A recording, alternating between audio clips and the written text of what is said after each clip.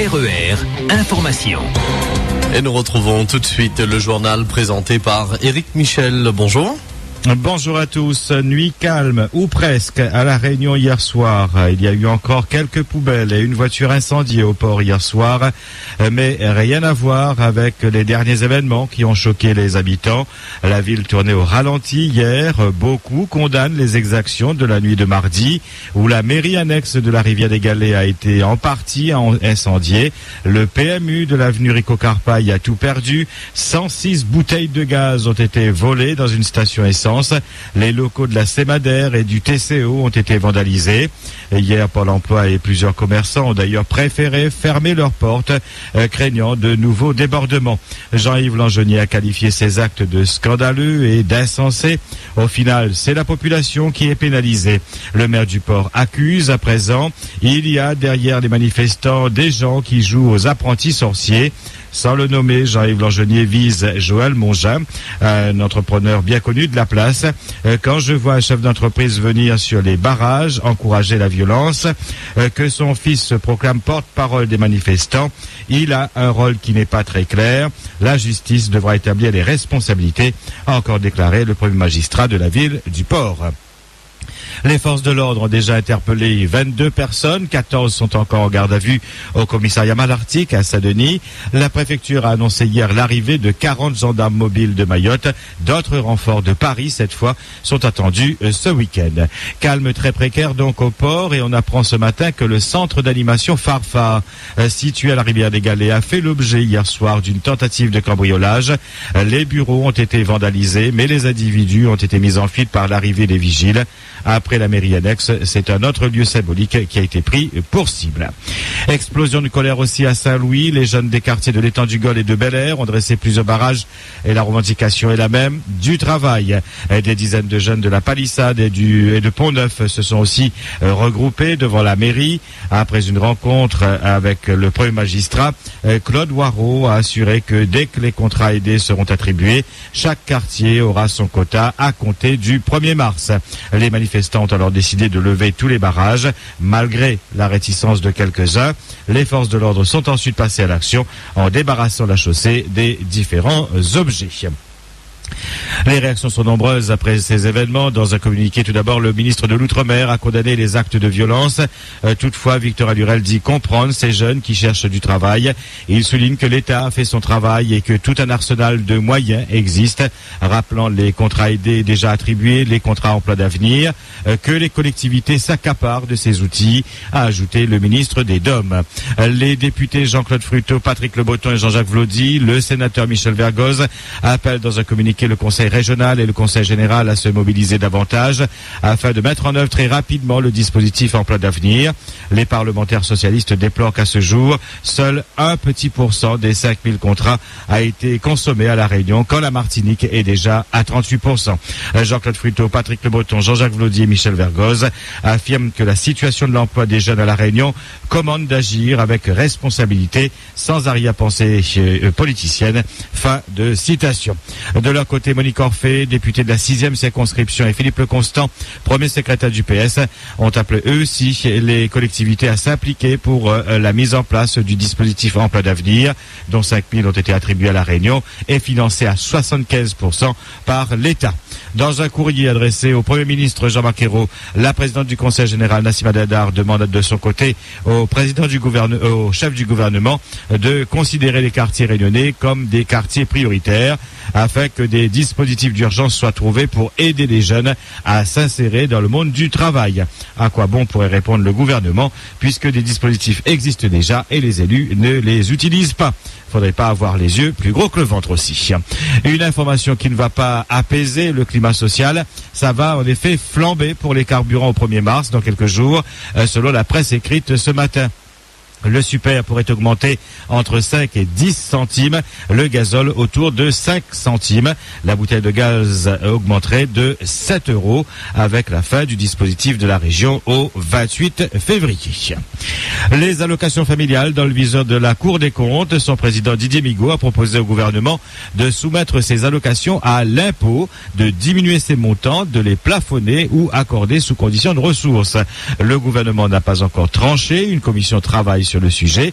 Son avis est attendu dans les prochaines semaines. Mais d'ores et déjà, les associations de familles crient au scandale et demandent au gouvernement de ne pas toucher à ces allocations. Et vous, qu'en pensez-vous? C'est votre question d'actualité aujourd'hui. Les allocations familiales servent-elles vraiment aux enfants? Sont-elles suffisantes pour élever un enfant? Serez-vous pour que ces allocations soient soumises à l'impôt? Vos réactions en direct à 9h, 11h et 17h sur le 47 33 33 et le 47 34 34, ou bien encore vous avez notre site internet www.rer.ru. RER. Mayotte était au cœur des débats hier au Sénat suite à un rapport d'information de Jean-Pierre Sueur, Christian Cointat et Félix Desplan de la commission des lois. Les sénateurs ont débattu de la situation dans l'île Hippocampe après son accession au statut de 101e département de France. Une grande chance, mais le chantier est immense, ont souligné tous les orateurs. Un problème de la vie chère, manque de moyens dans l'éducation nationale, dans la santé, des collectivités sans moyens financiers, le chômage très élevé, notamment chez les jeunes, un tissu économique inexistant, etc., etc. Les défis sont colossaux, sans compter que la départementalisation n'apportera rien aux habitants de Mayotte si la question de l'immigration clandestine comorienne n'est pas réglée. C'est la priorité des priorités, ont souligné les auteurs du rapport d'information approuvé par les sénateurs. La Réunion, qui se trouve à 3 heures d'avion de Mayotte, ne pouvait pas ne pas être présent dans ce débat. Et c'est Michel Vergoz qui a livré son analyse sur la situation du 101e département français. Une autre politique de contrôle des flux migratoires est nécessaire et indispensable.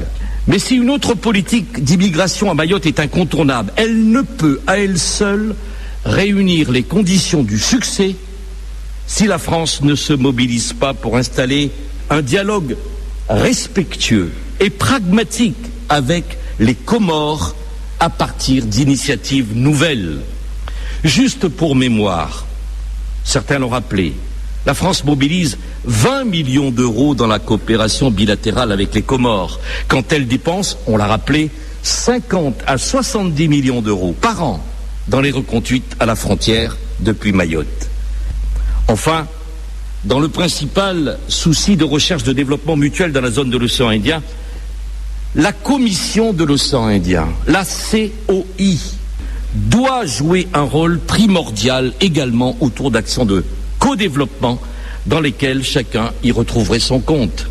Je terminerai par une demande pressante au gouvernement. Une demande, monsieur le ministre, dont la réponse ne coûte rien financièrement, mais demande une exigence sans faille sur la défense des valeurs qui fondent notre République. En février 2011, un fonctionnaire de l'État, vice-recteur en poste à Mayotte, déclarait, je cite, « Le rythme des constructions scolaires ne pourra jamais suivre le rythme des utérus des Mahoraises. » En mai 2011, le même fonctionnaire de l'État récidivé en déclarant « Les jeunes Mahorais ont une problématique d'accent, un accent que les jeunes Mahorais devraient gommer devant la société, ce qui leur donnerait un travail. » Fin de citation. Il a fallu attendre août 2012, monsieur le ministre, et le nouveau gouvernement, pour que ce fonctionnaire soit muté et remplacé. Puisse, au moment où Mayotte s'apprête à tous les efforts pour ouvrir une nouvelle page de son histoire, et elle en aura bien besoin d'efforts, puisse le gouvernement lui faciliter la tâche en nommant des serviteurs de l'État exemplaires, nourris d'une haute idée des valeurs fondamentales de la République, respectueux des Outre-mer à défaut de les aimer. Je sais qu'ils sont nombreux, il suffit et il importe de bien les choisir. Dans son intervention, le ministre de l'Outre-mer a condamné les propos de l'ancien vice-recteur de Mayotte en assurant que des mesures ont été prises dans la nomination des fonctionnaires en Outre-mer. Il a par la suite confirmé la poursuite de la réalisation de l'égalité sociale avec l'alignement des différentes prestations d'ici la fin du quinquennat. Dans le domaine de l'immigration illégale, Victor Allurel a rappelé les moyens déjà importants engagés sur le plan policier, judiciaire, le visa qui est maintenu, mais a plaidé aussi pour un renforcement des négociations avec les Comores en accentuant accentuant la coopération. Ainsi, le ministre a annoncé d'une part l'amélioration de l'actuel centre de rétention administrative et la construction d'une nouvelle structure pour un montant de 25 millions d'euros qui commencera dans quelques semaines. Victor Allurel a ajouté que les 50 à 70 millions d'euros consacrés aux reconduites à la frontière pourraient être affectés à des actions de co-développement. Elles pourraient être officialisées lors de la visite du président des Comores à Paris, prévue en mai prochain. RER. Madagascar va être frappé par Haruna, le cyclone qui se trouvait à 4 heures ce matin à 1435 km à l'ouest de la Réunion. A ralenti sa course et devrait maintenant pénétrer sur les terres de la Grande Île demain dans la journée. Il devrait rentrer par Tuléar et ressortir par le sud-est de la région d'Irouombe. Mais avant même de toucher Madagascar, le phénomène a déjà tué. 4 personnes ont perdu la vie en raison des fortes pluies et des vents violents qui soufflent au-delà de 100 km/h. 863 personnes sont sans abri, plus de 1400 cases sont inondées, une dizaine de routes ont déjà été emportées, selon le Bureau national de gestion des risques et catastrophes. RER. En sport football, sensation à 8e de finale aller de la Ligue des Champions. Hier soir, l'AC Milan a battu Barcelone 2-0. Dans l'autre rencontre, Galatasaray et Schalke ont fait match nul, 1 partout. Place à l'Europa League ce soir. Et Lyon qui affronte Tottenham et Bordeaux de ce côté sera opposé au Dynamo de Kiev. RER. 8h11 sur RER, c'est la fin de cette édition. Merci à tous de votre attention. Excellente journée, c'est la suite de Soleil Levant. RER, la radio qui vous transporte sur toute l'île.